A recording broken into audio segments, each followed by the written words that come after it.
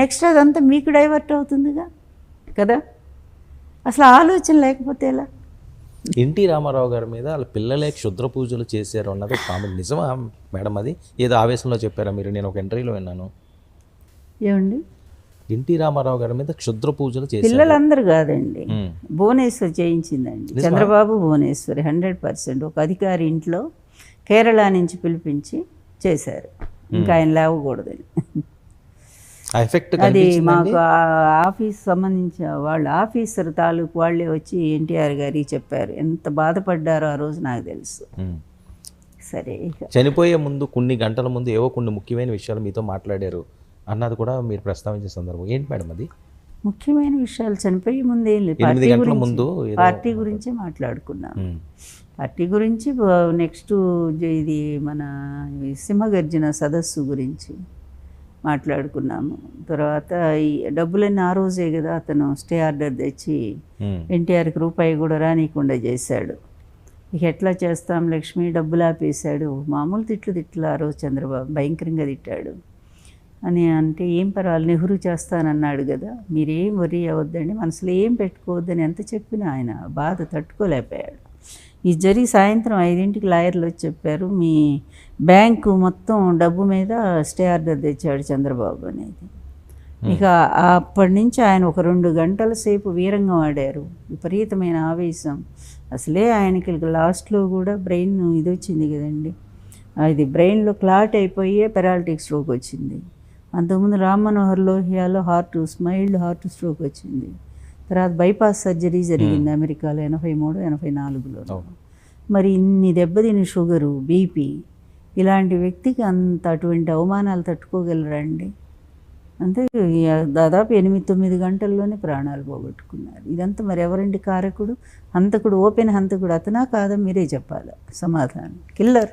Okay, రాజకీయ పరంగా పక్కన పెడితే సినిమా పరంగా నాగేశ్వరరావు గారు, రామారావు గారు ఎంత సమకాలీన. కానీ నాగేశ్వరరావు గారికి ఇప్పటికీ వాళ్ళ ఫ్యామిలీ నుంచి అవార్డుల ఫంక్షన్లను లేకపోతే ఈ కాశ్య విగ్రహాలను ఏదో ఒక కార్యక్రమం చేస్తున్నారు.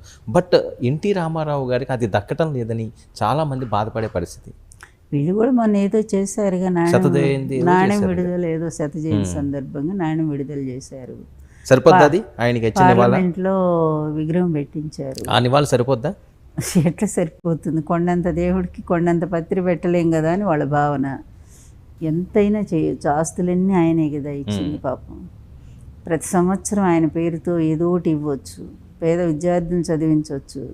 కానీ అంత పెద్ద మనసు ఈ కుటుంబానికి ఉందా? అసలు తండ్రి మీద ఆ ప్రేమ ఉంటే తండ్రి పదవిని ఎవరైనా లాగేస్తారా? ఈ చరిత్రలో మనం ఎప్పుడో మొఘళ్ళ వంశంలో చూసాము, అదే చరిత్ర మళ్ళీ ఇప్పుడు రిపీట్ అయింది ఎన్టీఆర్ ఫ్యామిలీలో.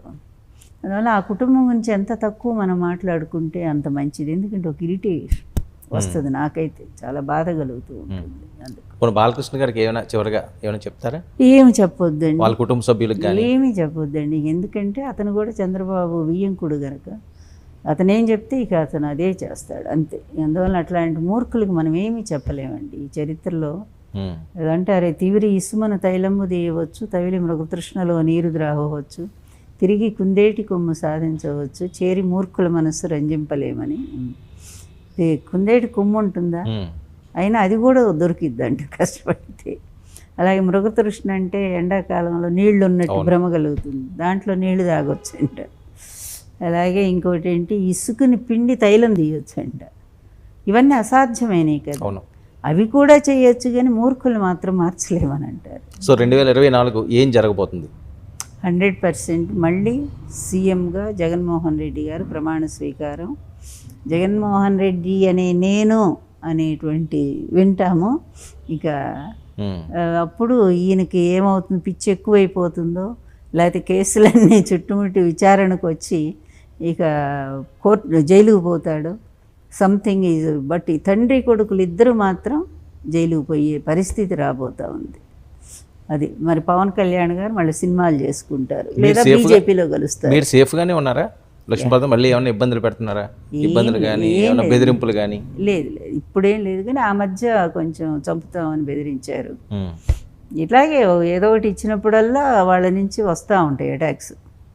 ఎవడో చేస్తాడు ఫోను, మిమ్మల్ని చంపేస్తాం అది ఇదని. సరేలే, ఈ మాటలు విని 29 30 ఏళ్ళు అయిపోయింది అని చెప్పి ఎన్నో ఎదుర్కొన్నామండి కుటుంబం నుంచి. ఆ రోజే చంపుతా ఉన్నారు.